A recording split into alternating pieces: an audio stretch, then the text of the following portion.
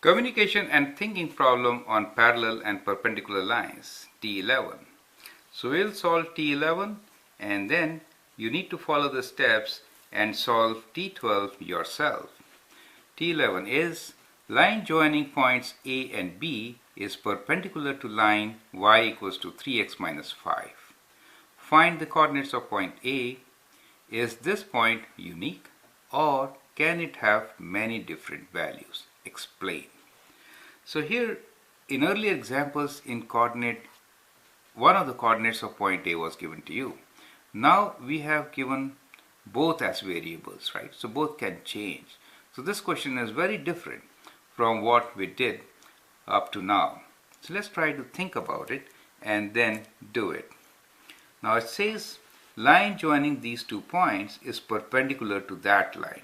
So perpendicular means slope of the line should be negative reciprocal of the given line slope, right?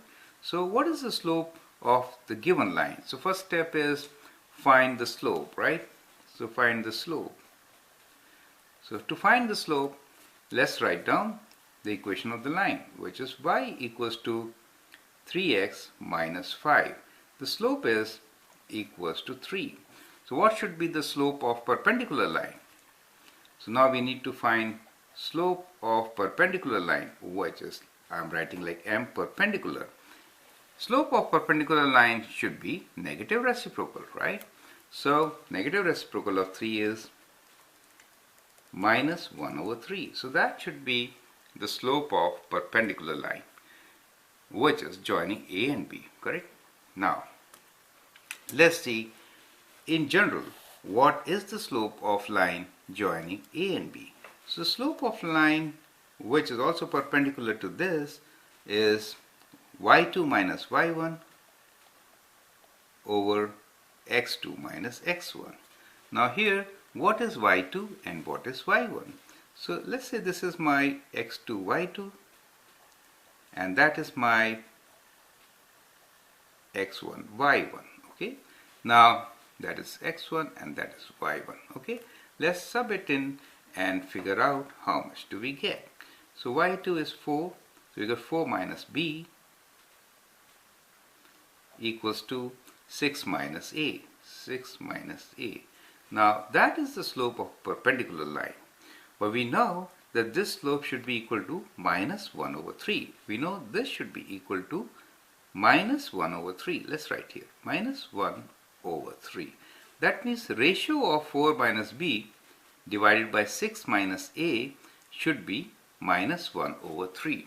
So that is what we want, right? So what values can give us this ratio? How will you find this? So one way to find it is like this. See how I solve it. That's a very tricky way. We want minus 1 in the numerator and 3 in the denominator.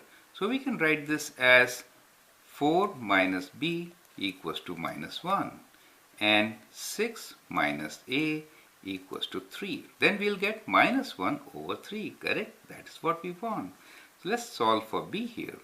So b will be equal to 4 minus what is minus 1? We'll take b here and minus 1 here. So b becomes 5, right? 4 minus 5 is minus 1. How about this? How will you get 3? 6 minus what is 3? So a will be equals to 6 minus 3, which is 3.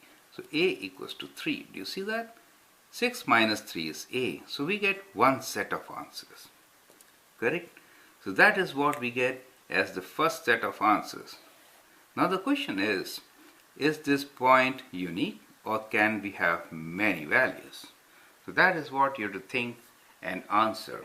Is it unique or there could be many points? Well, A is a general point on the line AB, correct? So a line has infinite number of points and therefore this point is not unique and there could be many points on the line which will give us this kind of answer, correct? But how to find those points? Well, we will find using equivalent ratios. Think like this. We could say 4 minus b over, we are again on this step now. 6 minus a, since we want to find other values of a and b, right, is equals to minus of 1 over 3, right? We can multiply both by 2 and we get minus of 2 over 6. That is also equivalent to minus 1 over 3. We could multiply by 10 and be minus 10 over 30. That is also minus 1 over 3. It's the ratio which is constant. Do you see that? So that is the idea, and that is how we'll get all other different points. So we could multiply minus 1 over 3 by any number, both numerator and denominator, giving us equivalent fraction, and that will help us to solve the problem. So let's do it first 2 times. That means minus 1 times 2 is 2, minus 2, and here 3 times 2 is 6. So let the ratio be minus 2 over 6. This is same as minus 1 over 3. And again we'll solve this. That is 4 minus b equals to minus 2. So from here b is equals to, b goes that side, 2 gets added, 6. And 6 minus a equals to denominator 6. So that gives us a value. 6 comes 6 minus 6 is 0. So a equals to 0. So if I put a 0, 6 minus 0 is this. So we get another set of points, and here we get a as a is the x value 0 and y value is 6. And previously we got a as 3, 5. Do you see that? 3 and 5. So all these points on a line will give us a slope, right, which is perpendicular to the given line. Do you see how we did it? So that is how these questions have to be done. They were very tricky and interesting. So I'd like you to follow the same approach and answer question 12, which is line joining points A and B is perpendicular to line y equals to 5x minus 3. Find the coordinates of point A. Is this point unique, or can it have many different values? Explain. So I would like you to write complete explanation and then submit your answer.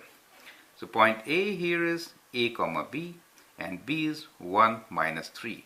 Given line to which this line is perpendicular is y equals to 5x minus 3. Good. So here the slope of perpendicular line will be minus 1 over 5. So this ratio is minus 1 over 5 for you. Rest things will be minus 1 minus b divided by 1 minus a, like this. And then you compare numerators and denominators and get your answer. Perfect. Thank you.